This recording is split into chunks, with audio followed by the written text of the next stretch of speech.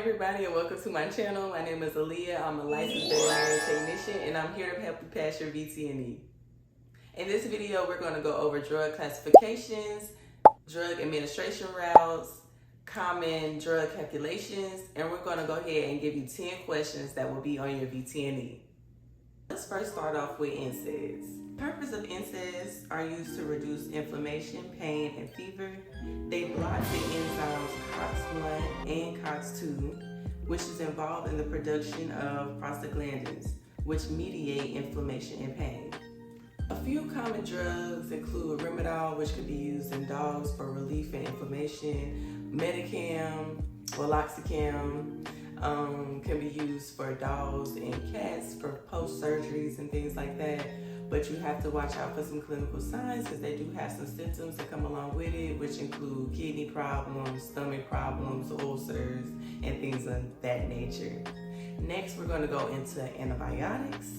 The purpose of antibiotics are used to treat bacterial infections. They can either kill the bacteria, which is bactericidal, or inhibit their growth, which is bacteriostatic.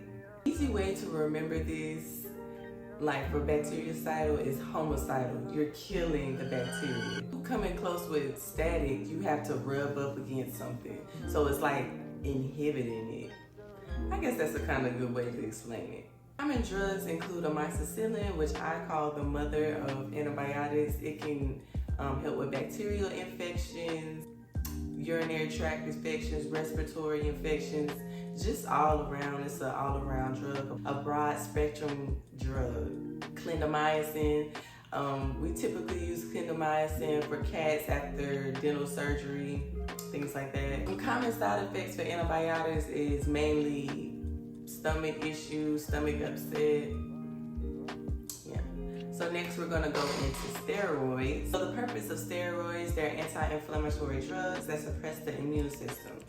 They're often used to treat inflammatory conditions, allergies. Some common drugs, hydrocortisone, dexamethasone, I forget one, and prednisone. On steroids for a long time, it can lead to weight gain, immune suppression, stomach ulcers. So they have to be tapered off instead of going cold turkey. With this being said, you also have to know how drugs need to be administered. You got IV, which is in your vein. That is the fastest route. If you think back to our first video, you will see a question, what administration would you use for an emergency situation?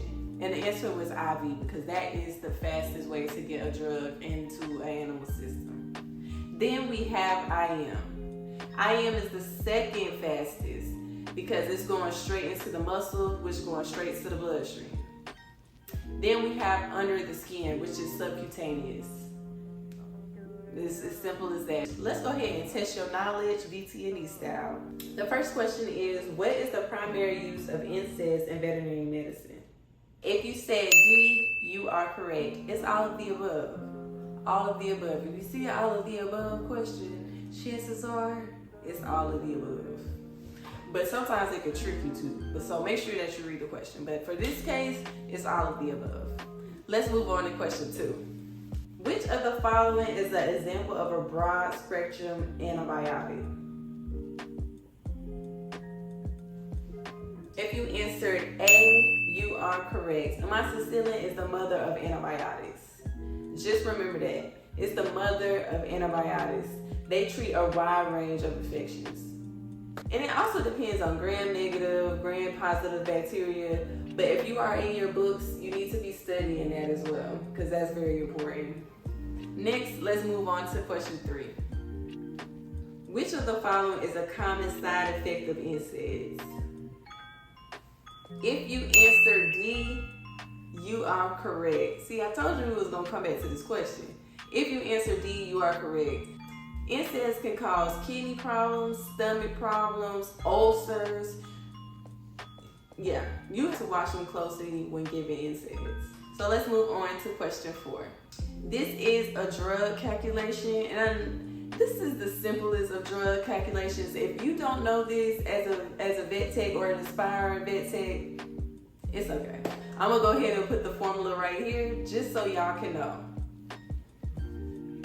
A dog weighs 20 kilograms and the prescribed dosage of a drug is 3 milligrams per kilogram. What is the total dose to be administered? You answer B, 60 milligrams, you are correct. And all you need to do for this question, please make sure if it's in kilograms or pounds, because they are interchangeable and there's different ways to do that. So for kilograms, you will need to multiply the weight of the dog, which is 20 kilograms, by the dosage, which is 3. So multiply them together and you get 60. So to convert pounds to kilograms, you need to divide whatever the pounds is by 2.2. Now, vice versa, if you need kilograms to pounds, you need to multiply by 2.2. So let's move on to question 6. Is it 6? Let me check my notes. We're on question 5. So question 5 states, a liquid medication has a concentration of 25 milligrams per milliliter. If the prescribed dose is 75 milligrams, how many milligrams should be given? If you answer C, 3 milliliters, you are correct. All you need to do is divide that concentration, divide that dose by the concentration, and you'll get your answer. So let's move on to question 6.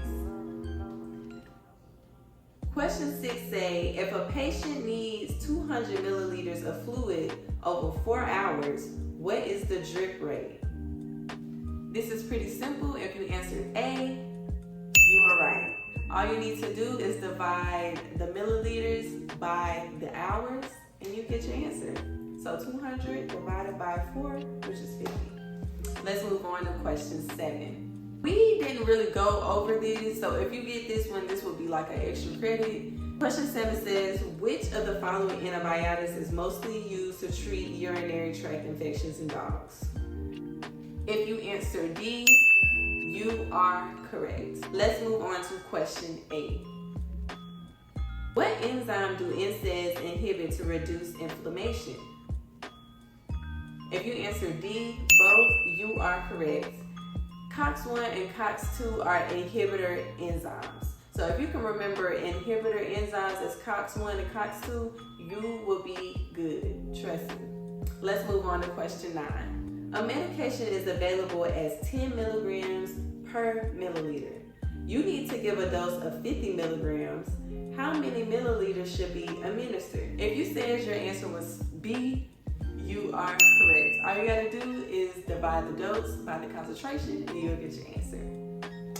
Let's move on to question 10. Which of the following antibiotics is used to treat Lyme disease in dogs? And what gives Lyme disease in dogs? If you said ticks, go ahead and pat yourself on the back. You got that one right. If you answered doxycycline, you are correct.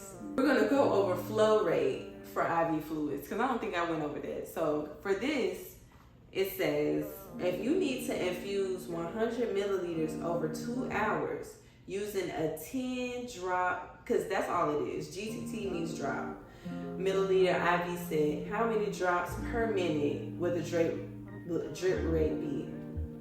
So what you need to do is volume divided by the time in minutes times the drop factor.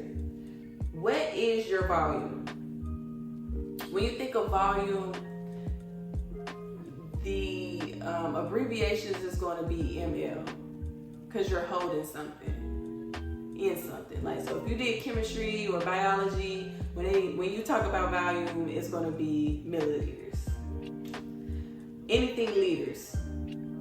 So that is 100 milliliters. Now let's get into the minutes. So the minutes say 2 hours. We know 60 minutes equal to an hour. So what's 60 plus 2? What? What's 60 times 2? 120. So we're going to go ahead and divide that. We're going to go into the drop factor. So the drop factor is 10. We see that, 10 GTT. We're just going to go ahead and times that. And what is your answer? If you got 8.33, you are I hope that you enjoyed this video. If you can, go ahead and give me a like, share, comment, and hit that bell for the next video. I just want to say thank you, and I appreciate all of you for tuning in, and I'll see you next time. Could get a degree, I could be any